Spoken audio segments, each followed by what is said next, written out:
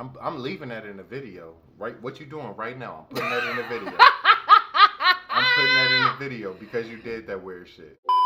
What is good, people? We are back at it again. It's Keith versus Star, and we're gonna take a quick turn from the music, and we got something else for you. Now, we have done a couple of these videos. I felt like this was an update that we thoroughly needed. We followed the King Von story. Swamp Stories a few months ago put out a video. I wouldn't say follow. Well, we watched the video and I was thoroughly razzled by said video. So there's been an update on King Von's departure from this world.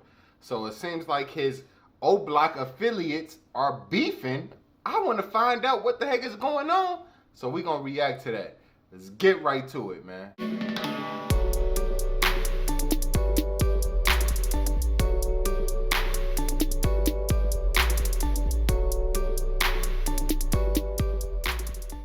These guys don't care just so people child, know. woman, baby, male, they don't care who. These guys don't have no remorse and no respect for nobody. They just shoot. Oh. Yes, it's pretty hectic in this area. These kids don't got no structure. They don't got no remorse for nothing they do. Hey, now look, E, public announcement. You better move off the 4th floor. Because I'll be there every day. Every day. Better go to your mama house. Y'all backdoor the wrong. He know where he lives.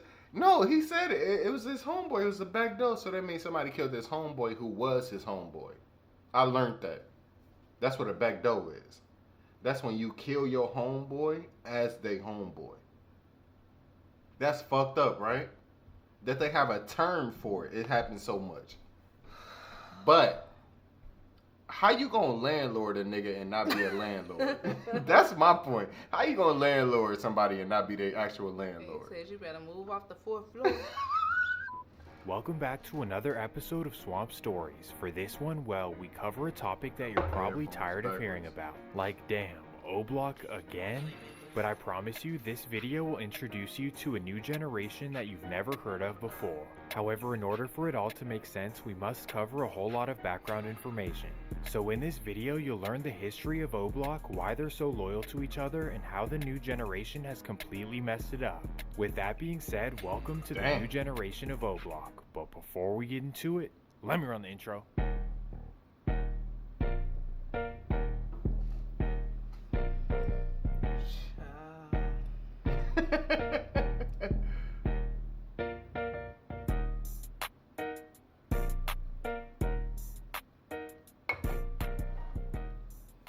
Chicago has always been a wicked and dangerous city, and most Why he call it importantly, Chirac? That is not the name. Whether it was the Mafia, the Greaser Gangs, the Latin Kings, or today's GDs and BDs, through all of it, there's always been one constant: the violence has never stopped. And because of this, hardworking families have been scrambling for decades to try to find a good neighborhood to live.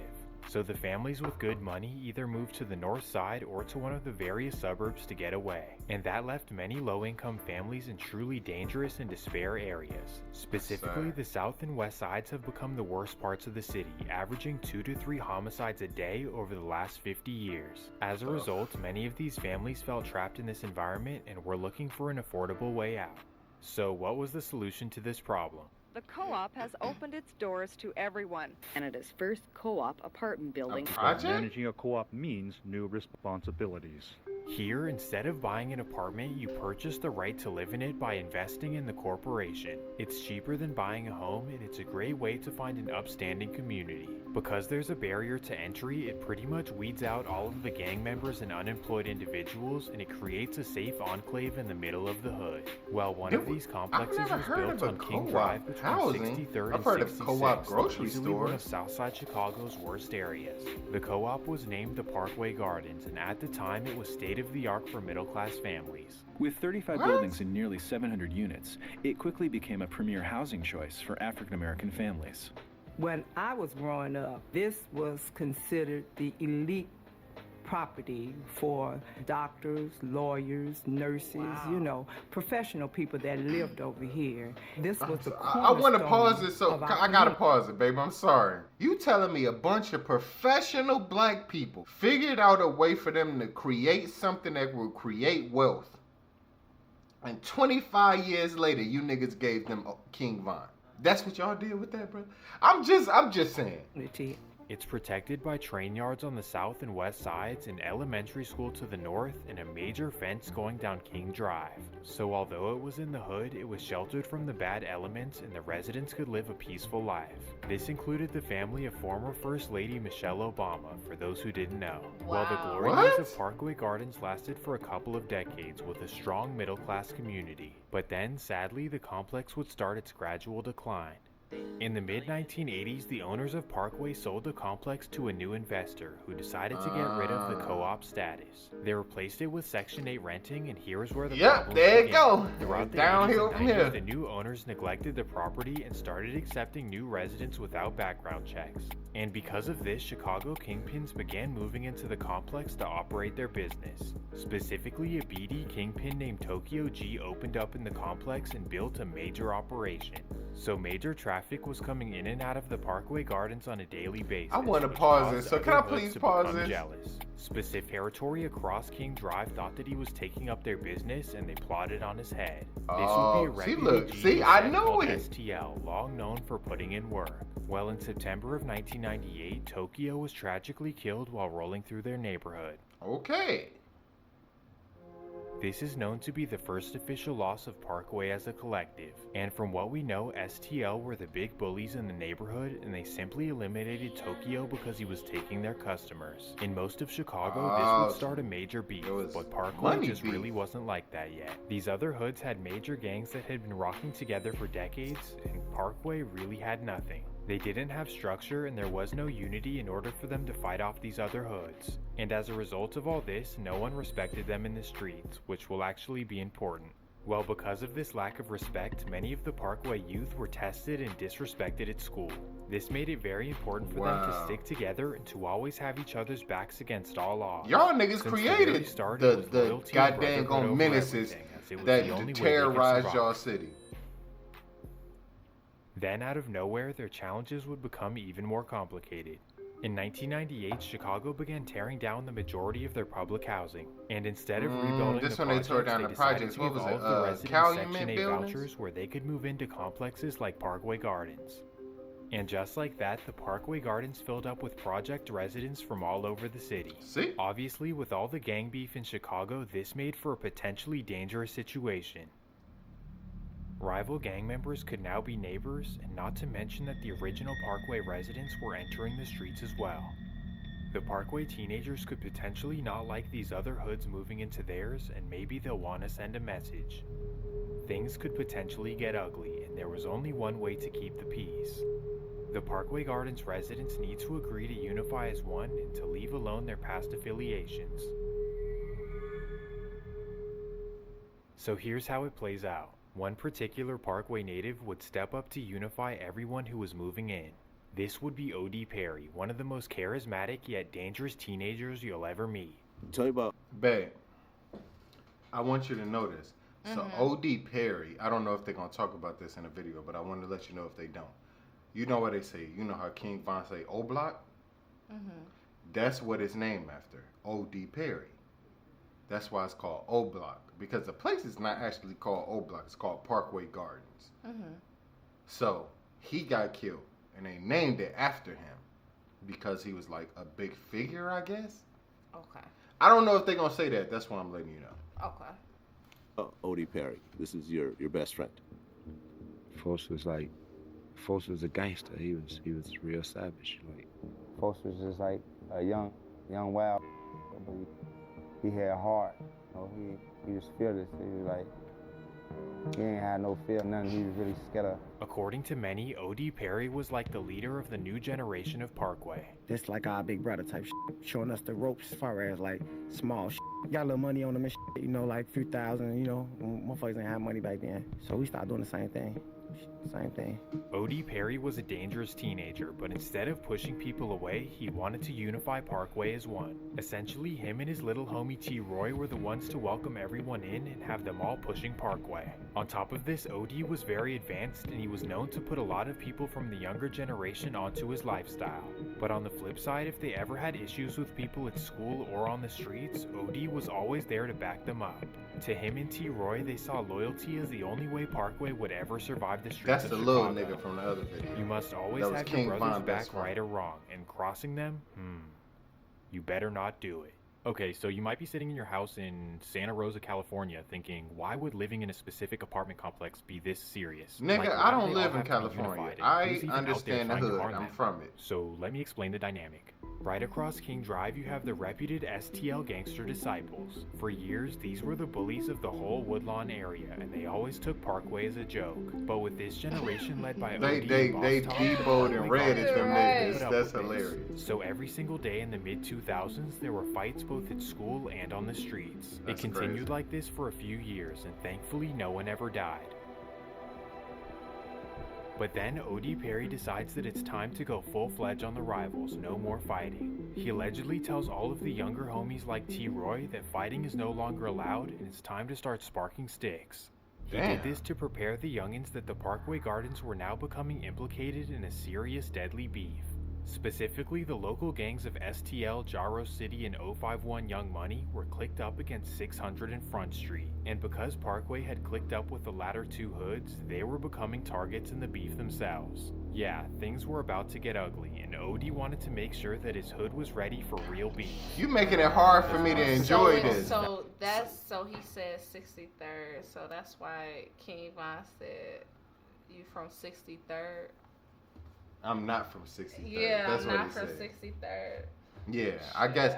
But look, it's so crazy to watch this because I guess I never understood the origin of the beef. I kind of understood it from being somebody from the hood, but I didn't actually understand it. What I see here is the same thing that happens everywhere. How there are people who were family members to each other, who because that family member was with that other family member's gang, them family members now don't like each other, and family members have killed each other because of a gang war that they were family members of before the gang war happened. That line, everyone from Parkway will now be a target.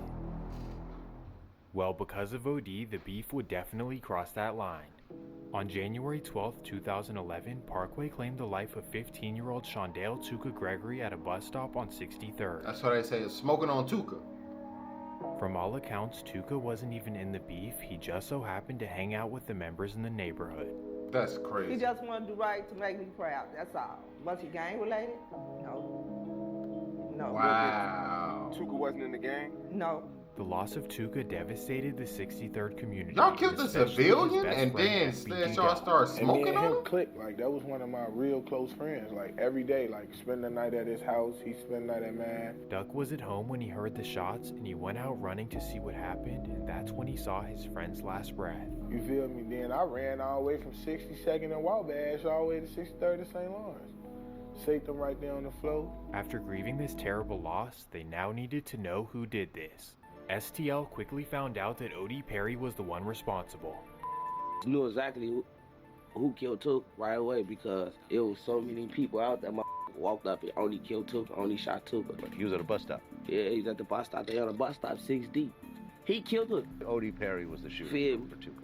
Yeah. Okay, I got it. Because of this horrible event, STL I was didn't ready know to get that revenge on Parkway. the dude who started this, the younger the dude generation who's the of name for Parkway was now Oakblock is the forced same to get person who violent killed as the well. dude According to that T. they named Roy, the he other was place already over. ready to get stepping, but unexpectedly one of his friends would as well. This would be a friend who had into Parkway a year before this incident. This would be 15-year-old Davon Bennett, who was already a goon in his previous hood. But not only was he a goon, he was also charismatic and extremely handsome. I'm just kidding. Well, as soon as he moved in, he was treated like family, with Odee welcoming him and T. Roy becoming his best friend. Like, for whatever reason, him and T. Roy hit it off from the first day, so much so that Vaughn was willing to slide for him. And just like that, Parkway was developing their first official goon squad. They weren't even a gang, they were just guys who held loyalty and brotherhood over all else. They started calling themselves Wick City, Wick for Wild, Insane, Crazy, and 3 Eyes to show BD Alliance. Still though, after the death of Tooka, nobody respected them because they never had history of beef. But yeah, that was the name Wick City, and people used to make fun of us because, like, you know, like growing up on food stamps and stuff, you get called the Wick. Well, little did Southside Chicago know the Parkway Gardens were filled with young and wicked goons. Obviously, they were led by Odee and Boss Top, but the young guys were equally as wild. Miniature T-Roy and super handsome Vaughn were like beasts that were ready to be unleashed. All they needed was a reason to start super stepping, handsome. and sadly that Miniature reason would come. and super After handsome. the loss of Tooka, STL was determined to get revenge on Odee. And that day would come, August 10th, 2011. It's shortly after midnight and Odee Perry hops on his bike to head to the local store. As he exits the Parkway Garden gates, an SUV right there stops in its tracks. That's when two assailants hop out and run down on Odee. Well, I guess this he did was a kill the huge other moment in dude, Chicago so, history, and the I Parkway mean, Gardens were absolutely we don't know shocked. for sure if he did, Odee but was that's one what of they those saying. staples in the community that you can never imagine losing. Cause he was like one of our first ones that we lost. Like, we weren't losing friends at the time or losing close ones at the time. So when we lost him, everybody felt it. Due to his significance, everyone decided to ditch the Wick City name and adopt O-Block in his commemoration. I remember the day after Odee died, man, and I was like, damn, I wonder what the hell we finna call a block now, cause, and then as soon as we came around, we all the way on the 65th end, and I saw that bitch right there spray painted on the garbage can, O-Block. I tell Odee, I'm like, I just thought of that shit. I'm like, I knew they was finna call this bitch O-Block, like I knew he was gonna. The loss of Odee brought everyone in Parkway even closer together than before. Why you niggas getting excited about a name of a nigga who just died, bruh? What's going on, man? Y'all, I don't want to say it, but I feel like y'all deserved it. I'm like, y'all deserve to not be here, man. Y'all are playing life like it's Call of Duty. Like, y'all creating teams off people on y'all team who died. That don't make sense to me. Well, I ain't gonna say deserve to not be here, but what I will say is I don't understand none of this. I don't know. I just don't get it. Like, my brain cannot. I understand what they're saying, like what their issues were and how it happened. Mm-hmm. But the why for me is just not. I just feel like it's missing a piece. How do we get to the point where we killed this first dude that gets us to the point where we just killing each other all the time? Yeah, it makes no sense to me. They were all there for this, and for whatever reason, it brought them an inexplicable bond. Nothing could ever separate or divide O-Block, as they were now all together in his commemoration. Odee was big on everyone sticking together, so if we ever get in fights with our brothers, we're never taking it too far. Remember this for later in the video. Okay. Well, after the loss of Odee, T-Roy and Vaughn would go absolutely nuts for revenge. It was sad, man, and then T-Roy was right there with him his last little moments, and T-Roy, and then T-Roy said that, was like, damn, they got me, bro, like that was his last words. And to that, so that shit changed T-Roy. That shit changed T-Roy, cause that shit happened, Troy and Vaughn, what the jumped off head first, and when they did, they jumped off at a higher level, more aggressive than the niggas who was around or was. T-Roy, Vaughn, and the rest of Parkway believed that it was a 14-year-old girl named Jakira Barnes who did this to Odee. But not only this, her brother would insinuate it as well. She killed someone at 14 as revenge over Tooka. Man, Odee got his shit spiked. Odee Perry got killed at one point. You saying that But way even too after casually. claiming the life of Odee, the STL side not done So stepping. the girl In killed fact, him? 3 more O-Block That's what members they would saying. lose I their don't life in the know. coming I'm months. just going off what you going off of. So with all these O-Block losses, Miniature T-Roy and Handsome Vaughn were ready to start stepping. Every time he called him that. No, he just gave them that name. Here, the duo would go absolutely nuts. They would allegedly claim the lives of rival members Lil Doc, Dirty Rel, Modell, P5, Boss Trell, Lil James, and Stunna. 2012 was a truly dangerous year to be a rival of O-Block. Then in 2014, they would finally get real revenge for the loss of Odee. On April 11th, 2014, Jakira K.I. Barnes was targeted in the heart of STL territory. I'm just gonna miss her presence. She was a very, very beautiful, well-known. I understand she a girl, right? But if y'all telling me that she was killing people herself, why are we doing this sad music? Y'all ain't getting nobody else no sad music, did they? They was playing upbeat rock shit, boom, boom, boom, boom. I mean hip hop shit, boom. We was in a club with them niggas dying. Cause she a girl, we just gonna act like she wasn't killing people too? Like, lovely girl. 17-year-old Jakira Barnes loved basketball, her friends, and being with family. I love her, and I'm gonna fight for her to have justice, because I don't think it's fair that we're losing our kids being gunned down every day in the streets. I wish I was laughing with my sister, folks. I wish I was sending my sister this money. I wish I was sending my sister these pictures of me at these interviews on these platforms. I wish I was showing courage. Oh, Tooka, that shit hurt my soul every day. This was a massive loss for the STL side, and it marked that now the beef was way past any points of repair. Vaughn and T. Roy were their biggest targets, but for the meantime, they wouldn't be touchable. They both went to jail, and T. Roy also went on tour with his friend Chief Keef. Regardless though, T. Roy was bound to return to Chicago, and this is when O-Block would take their next massive loss. It's Valentine's Day, where most couples are spending time with their lovers. And Why they got that? Hey, hold on. Hell no! I gotta go back for that. That's hilarious. Regardless though, T. Roy was bound to return to Chicago, Then and put this Dr. is when Umar O-Block would face take in their there next with the massive interracial loss. couple. It's Valentine's Day, where most couples... These two people ain't got nothing to do with O-Block, babe. They ain't got nothing to do with O-Block. Don't Move the thing over so they can see. Oh, they can't see. They Umar can't see face. Umar. Hold on. That is hilarious. They ain't got nothing to do with O-Block. They gonna put Umar on here. That's crazy. Couples are spending time with their lovers, and where single girls are taking pictures on Instagram with flowers that they bought themselves. But when you're O-Block's biggest stepper, there's no time for the lovey-dovey. At 11 in the morning, T-Roy notices that his op posted a picture on Instagram, and he instantly knows the location. So right away, he hops on the bus and heads down to his op's location. He hops on When a he bus. gets there, he doesn't notice anyone outside, so he decides to walk block by block looking for his op. Little does he know an STL member happens to live in the area and spots him walking around. So the man whose name is FBG Brick calls a fellow STL member named TB and tells him what he saw. So instantly, TB and his friend allegedly head down to T-Roy's location. When they get there, they notice him walking into a convenience store, so they quietly follow him in. That's when they get up close to him, corner him in, and make a terrible decision. Everything froze for O-Block. It may be hard to understand, but T-Roy was like the most important member of the community. Not only was he an original Parkway resident, but he was also one of the first people to jump off the porch. Troy used to call me his son, man. When I first jumped off the porch, man, Troy was one of the, man, like Troy, he was a little evil, trying to teach me how to drill. Like he trying to teach me how to drill, what to aim, what to go for, what to hit. Folks ass ended up telling, he's like, yeah. From all accounts, after the loss of Odee, T-Roy was the head honcho of O-Block. Not only was he sliding on rivals, he was also keeping O-Block united and checking any members who fell out of line. What about T-Roy, man? Was he good? Yeah, that's on the block. T-Roy was T-Roy all the time. T-Roy, I definitely say. How old are these guys now? He got a... You gotta think, right? We talking about 2011, right?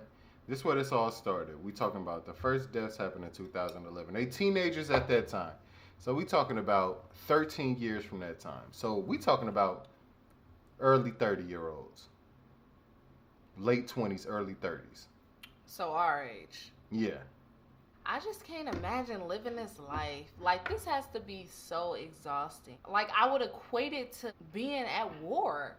Like, yeah, that's what it is. Your adrenaline is constantly skyrocketed. Like, you're constantly, like, paranoid. Somebody's watching you, following you, trying to kill you. Like, this has to be exhausting. Individuals at war, right? It's 18 up. You got to be 18 to go to war. These are children. 18 with training. Right. Yeah. These are kids. I'ma say. Roy was just, he was ruthless. But...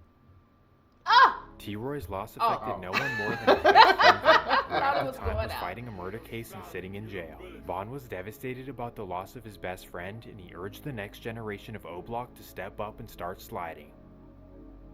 This is how Get Back Gang formed, which is essentially the second generation of O-Block. Get Back Gang A bunch from of the last O-Blockians video. who were never in the streets decided to step up and strap on their cleats. These included T-Roy's little brothers Heck and Zell Munna, who were never in the streets before. In fact, for their entire childhood, T-Roy sheltered them from the streets and made sure they would never be in this position. But after their big brothers lost, the formerly good kids would go on an absolute tear. Well, not only would the young guys step up, but the older generation of O-Block would as well. Essentially, every generation of O-Block united as one, all in the name of Get Back for T-Roy.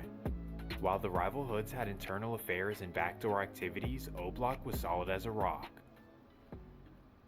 Get Back Gang would prove to be one of the most ruthless organizations in Chicago history. With so many members sliding at once, the rival side was taking losses left and right. Get Back Gang would claim the lives of Poppy, Kobe, FBG Brick, TB, Fradio, and Get Right.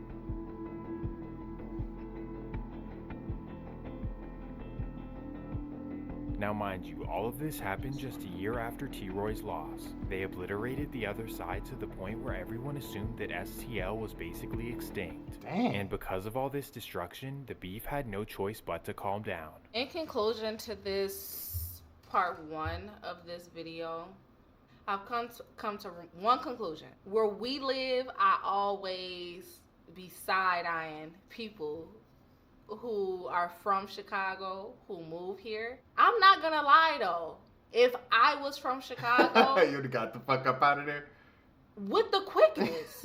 Like, it wouldn't have been a second thought. Like, the minute I was consciously aware of what was going on around me, baby, all I needed was $40, $50 for a Greyhound ticket. Like, I'm leaving. Like, I don't even have to have anything set up in another state or nothing. Like, you gonna get up out of there. I understand why so many people from Chicago migrate to where we currently live. So I'm not judging y'all no more. I'm gonna say this. Cause baby, ain't no way. I'm gonna say this. My thought process on this is, it feel like the same thing I've seen before. Young dudes who at one point in time was cool with each other, and then we go from being cool with each other to, hey, I'm not your homeboy no more. Like, you not finna try to talk to me like we cool, to, no, we finna fight, to, we ain't just finna fight, not somebody gotta die. And now everybody around us is killing each other because somebody gotta die. And where are the adults? Like, and I know we can all, hold on, we can all say, oh, well, you can raise a child how you want them to go. They gonna do what they want to do. Hold on now, wait a minute. Because I got kids. What are we teaching these young men? That the only way to solve a problem, an issue with somebody, is violence. Don't get me wrong. I am a, we are parents of, don't let nobody bully you. Yeah. Like, don't just cower and let somebody just whoop your ass. Like, defend yourself. Where are the strategies to deal with, like, confrontation? And where is that? Because the only thing I see is a bunch of young boys dealing with frustration, beef, anger, whatever it is. Like, they're doing it so violently. Where are the parents? These are kids. Where are the mothers and the fathers to notice something is happening? Like, you telling me you don't see your 13, 14-year-old son hanging out all night on the goddamn corner doing whatever it is they're doing. That's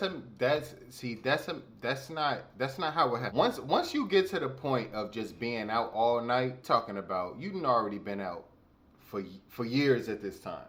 Now we at the point now where I don't even live with my mama no more. I'm 15. I sleep on my homeboy couch. I'm 16. I'm sleeping on my homeboy couch. From 13 to 15, I was out until 9 p.m. and then I had to go in. That's what happens. That's why a lot of these young boys end up dying. I gotta be in the house by 10 o'clock. We've been on the block all day. We didn't shot at like 4 people. And I'm on my way back to the house. But these 17-year-olds that we shot at, they mama don't know where they at because they don't live at home with their mama. They follow me home. They kill me on my way to my house. So again, I ask, where are the parents? But you're talking, like, we're talking about 2 different sections, babe. Okay, but even the older guys you was talking about, they leave the house, babe. They gone. They out the house by 16. They gone. But where if your parents ain't the ain't shit parents, you out the house. I understand what you're saying, but my question is still, where are the parents? Because before the older, the 17s, 18s, yeah, where is the structure before they get to that age, before they get to that point? We were you talking about a day and age where kids was outside. Like, kids was just outside. They don't know what their kids is doing. They don't know that they shooting at So people you at got 13. kids and you just don't know what they doing. Remember that commercial back in the day that they used to have play at and it say, it's 10 o'clock at night. Do you know where your They children at home. are? They in the bed though at that time. But at 7 p.m. they shooting at somebody. That's what I'm saying to you. But where are the? I understand you don't get it. I understand you don't get it. Because I don't know what you want to call me. Helicopter parent, too strict, whatever. There is never going to be a point in my children's life where I don't know where they are. At the very least, who they went and where they are. And you have a time limit. You not grown. You not about to be out. Baby, let me tell you something. You got a maximum of 2 hours to be outside unsupervised. I don't give a damn what age you are, because what are you doing that requires you to be outside for a span of more than 2 hours? Movies at the max are 2 hours. So at the end of 2 hours, you need to be calling me. I'm on my way home, Mom. But I already know you on your way home, cause I got the tracking on your phone. I know where you at. Like, that wasn't available then, baby. But everybody, I'm so confused. All right, y'all. Listen. That was part 1 of O Block New Civil War. We are at the point now. We got the whole backstory of O Block. This is why I stopped it here, because this was the whole backstory. Now we are at the point where King Von is going to become, like, I guess, something in O Block. And then we're going to go from there. That's going to be on part 2. But it's been Keith versus Star. Let us know what y'all think about this first part down in the comments. Like, comment, subscribe, turn the notification bell on, share the video. If you like, over 90% of y'all are not subbed. And we are out. Peace.